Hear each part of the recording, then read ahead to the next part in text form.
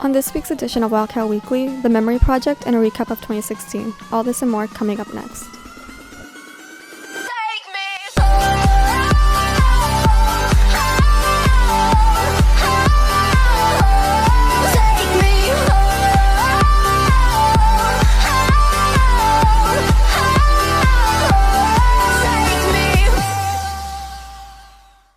Hi, and welcome to this week's edition of Wildcat Weekly. I'm your host, Vaishnavi Kalyan. Avery finds out the meaning behind the Artist Memory Project. Over the past couple of years, Neuqua's art department has participated in the Memory Project. This project was originally started by Carol Slasio, who retired last year. Now Mr. Johnson decided to continue with it. The Memory Project lets Neuqua students make original portraits out of chalk pastel, charcoal, computer graphics, and they make an original portrait of a poor child from Colombia and send the portrait to them, and they get to open it up and have the real artwork of a portrait of themselves to keep for the rest of their life. Not only does the Memory Project help the Colombian children with their identities and creativity, but also the artists themselves. It's a good way for Neuqua students to help the community, help themselves as students see what good they can do in the world, and help people out with their artwork. The art class also received a video back as a thanks for all their hard work. Go out there and make a difference, Wildcats. And for Wildcat Weekly, I'm Avery Champion. There's a robotics competition in Illinois. Eden checks out the robotics team. An exciting club here at Neuqua is Robotics. This is a club that is very student-led, and students build robots that compete in games. An often misconception of the club is that students think it's just piecing together Lego pieces with given directions. But there is no plan. The students need to come up with what the directions are. So we're doing a lot of planning.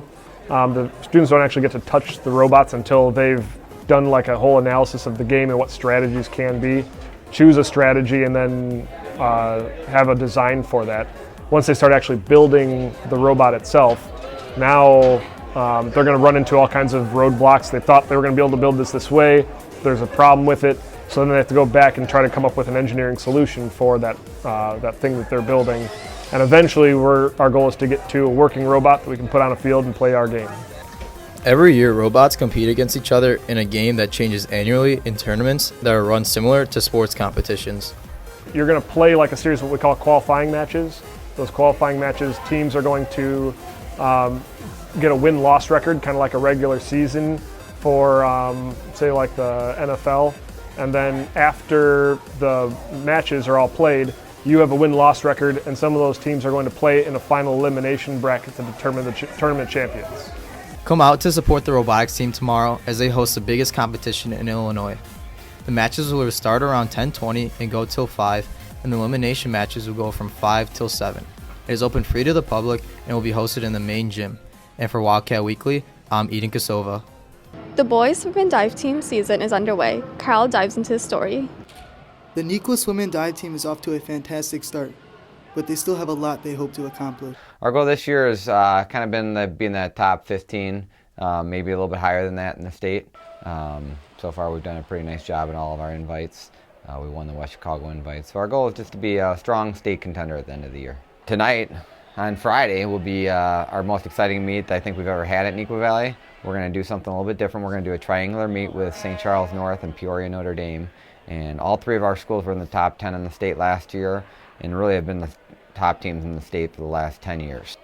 This is one of our smallest classes, our senior class this year. We have 10 seniors. A couple of them are divers. So we have one of the top divers really in the state, and Robbie Nowicki.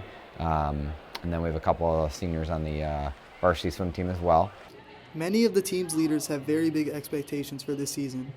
We've been doing really well. For a team that's lost a lot of important guys, we've managed to fill a lot of the gaps. We've been training at very high levels, much better than in the past. So we've been doing really well, winning a bunch of meets. We lost a lot of seniors last year, and everyone kind of put us down as a team where, we're not very well ranked, but we're basically, our main goal is to sort of exceed those standards everybody's given us and to prove everyone wrong. And so far we've been doing a great job, so to make it state, score pretty high, we think we could do it. Make sure to stop by the triangular meet tonight at 5 here at Neuqua. And for Wildcat Weekly, I'm Kyle Ferson. With today being the 74th presidential inauguration, Aaron takes a closer look into this long-standing tradition. Honor to present the 44th President of these United States, Barack Obama.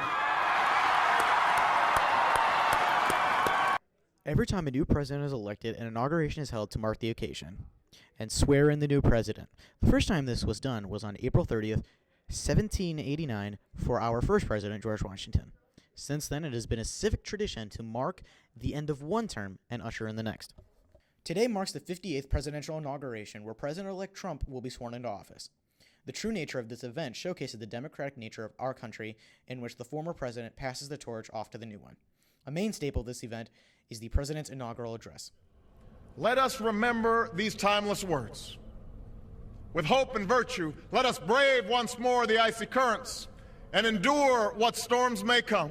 It is my high honor and distinct privilege to introduce to you the President-elect of the United States of America, Donald Trump. Here's to another peaceful transition in power. And for Wildcat Weekly, I'm Aaron Klein. The new year is in full swing. Riley gives us a recap of 2016.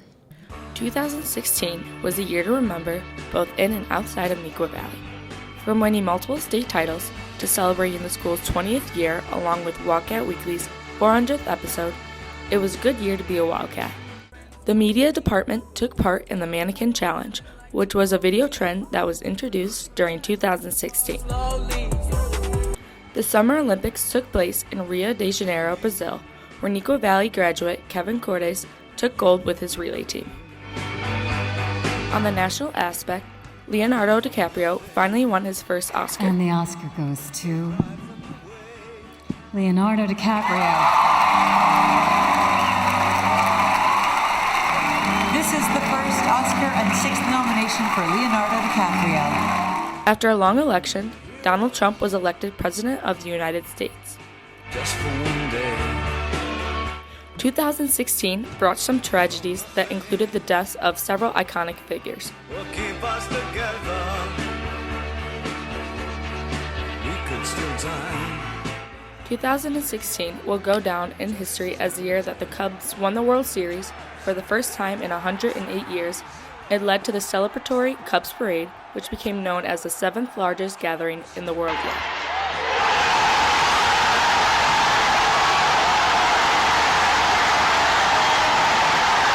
I hope you all have a great 2017.